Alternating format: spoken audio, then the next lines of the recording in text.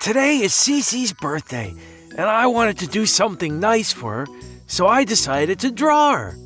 I've got her picture right here. Did you know that she's a Russian blue? Despite the name of her breed, she was not actually born in Russia. Turns out she was born in Belgium. It's a small, tiny little country next to France. They speak 3 languages there: French, Dutch, and German. I'm really lucky she can speak English too. Okay, let's draw her.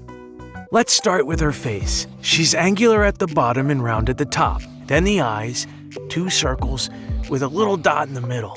Then her nose. It points downwards with angular lines. And I make her smile with a wavy line.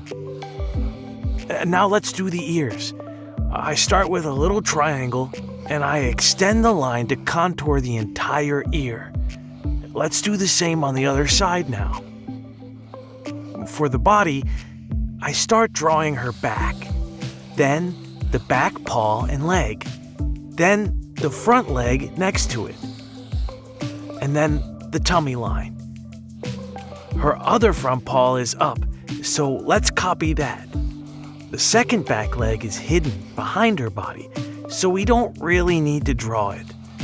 Now on to the tail. And let's not forget the little moon marking on her hip.